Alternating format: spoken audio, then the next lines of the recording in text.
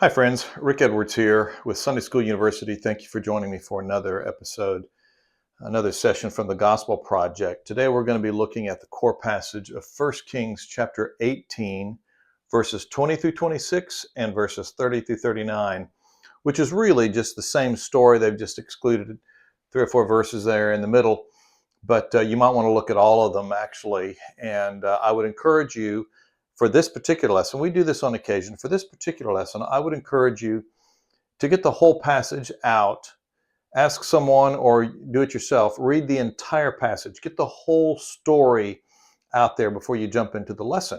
I just think it'll help for everybody to have the entire context. Many people are going to be very familiar with this story. It's a very familiar story, very popular story of Elijah on Mount Carmel when he confronts the prophets of Baal in a very dramatic fashion. So a lot of your people are going to know this story already. They will have looked at it in the past. They will have heard the story. But still think it'd be a good idea for you to get the whole story out there, read all the verses, maybe go ahead and read verses 27, 28, and 29 as well. So you get the whole story there. And there's some interesting stuff in those verses.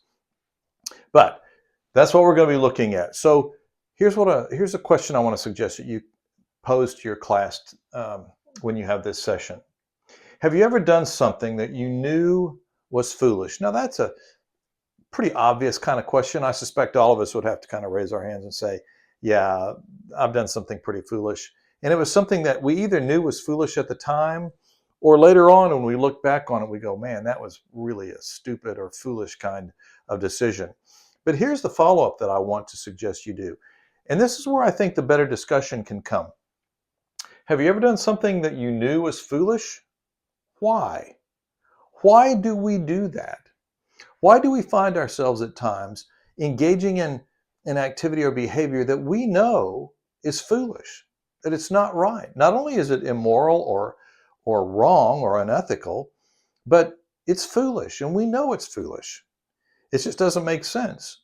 Why do we do that? And I think that can create some very interesting conversation within your class to ask that question. Have you? And if so, why? And anybody that's going to be honest is going to have to say, yeah, I've done that. But the more interesting question is going to be, why do we do that? Why do we engage in behavior that we know is foolish? And I think this lesson can help us dive into that and understand just a little bit better what's going on. Now, some quick context. The book of Kings, actually we call it 2 books, the books of 1st and 2nd Kings, but we've said this before. Originally, there was just one large book, one unified story. The book of Kings was one book. Because of size, it got divided into 2 books, 1st and 2nd Kings. But when you're reading, you need to read, just go straight from 1st Kings to 2nd Kings, as though there's no break, because it's just one long story there that we need to understand. The point of the book of Kings, the collective books of 1st and 2nd Kings, the point of that book is the inadequacy of the monarchy to accomplish God's purposes. We've talked about this before. And there's another video. It's an overview of 1st and 2nd Kings. I would encourage you to look at that video because it goes into a little more depth about what the author of Kings, or 1st and 2nd Kings, is attempting to accomplish. And the main purpose of these books collectively is to reveal how the human monarchy that they are operating under simply was not adequate. It simply could not accomplish God's purposes. Consequently, when we step back from a New Testament perspective, what we understand is the human monarchy was inadequate to accomplish God's purposes. So what we really need is a different kind of king. We need a Messiah. We need an eternal king. And that's really kind of the point of 1st and 2nd Kings. But there is another part of 1st and 2nd Kings that's important for us to understand. Not only does it point out the inadequacy of the human monarchy, but it also points to the significance of the prophets who were spokesmen for God. So when we get into these books, there have been prophets all along. We've seen them all along. But in the book of 1st and 2nd Kings, the prophets kind of step it up a notch. their role becomes increasingly important, especially when you get to characters like Elijah, who we're talking about today. So the book of Kings, 1st and 2nd Kings, helps us understand that the prophets had a significant role as spokesmen for God. Lots of terrible things are going on. The kings were terrible, but God had a spokesperson. God did not leave them without someone to speak on his behalf. Elijah is the first major prophet that we're introduced to, but there were others. And we see these in the book of 1st Kings. So it shouldn't surprise us that we come to a story like this one in 1st Kings chapter 18, where we see God's prophet confronting not just these false gods, the gods of Baal, but actually the king behind this false worship. So there's this tension here, this confrontation between God's spokesperson and the king, who should be also representing God, but clearly is not. So we get to this fascinating character of Elijah, and I would encourage you, there's lots of places you can go to study and figure out who this character is, but learn a little bit more about Elijah because he's a pretty fascinating kind of person. But Elijah, through his ministry in these passages that we see in 1st Kings, Elijah consistently pointed to the impotence, that's not importance, but the impotence and the futility of Baal and Asherah. Now look at the text, you'll see it there. Right immediately before this passage, in verse 20, immediately before that, Elijah tells King Ahab, gather the prophets of Baal, of whom there were 450, and the prophets of Asherah, whom there were 400, bring them all, and the leaders of the people, bring them all to Mount Carmel, which he did.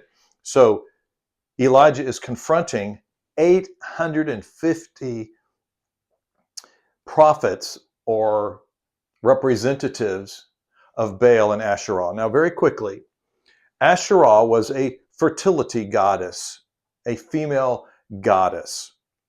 And according to legend, she gave birth to multiple other gods, one of whom was Baal. So Baal and Asherah, Baal and Asherah kind of go together, but they were both fertility gods. Now, what does that mean? Fertility gods, the worship of fertility gods, simply meant that the people perceived that in order for the ground, in order for the earth to give birth to the crops that they needed, they would call upon these fertility gods through acts of sex.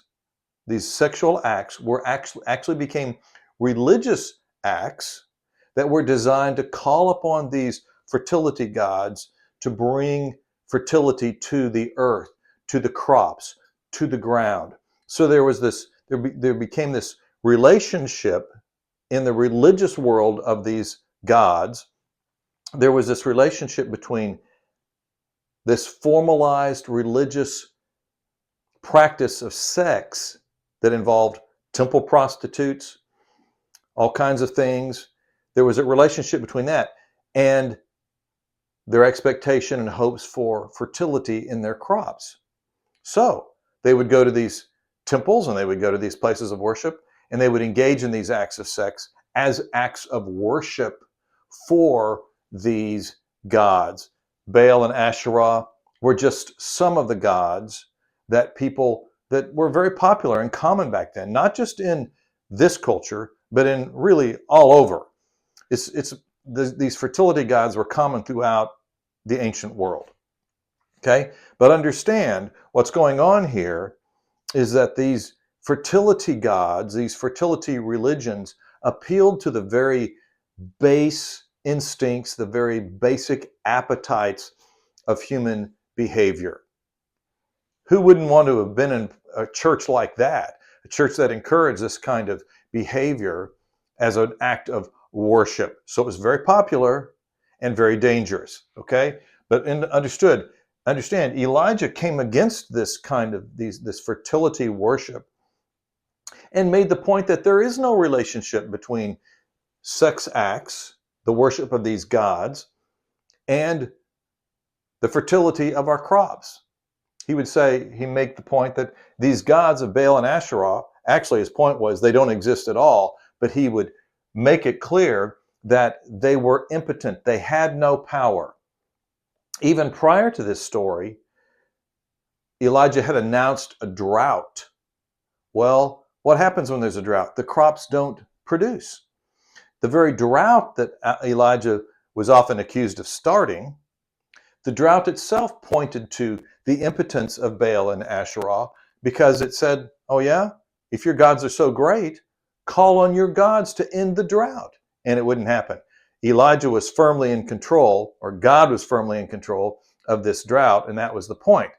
That the Baal, the fertility gods that you're worshiping can't stop the drought that God started. So even before this event, Elijah was already confronting King Ahab and the prophets, these false prophets, regarding the impotence of their gods. Okay?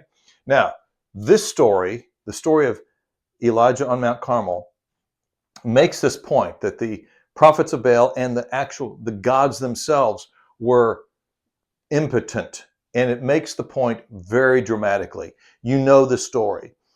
Elijah says, okay, to the prophets, 850 of these false prophets, put together an altar, call on your God, see if your God sends down fire. I'm going to do the same thing. We'll each pray, and the God that responds, he will be the God. Well, you know the story. The prophets of Baal and Asherah call on their God, nothing happens. So Elijah taunts them.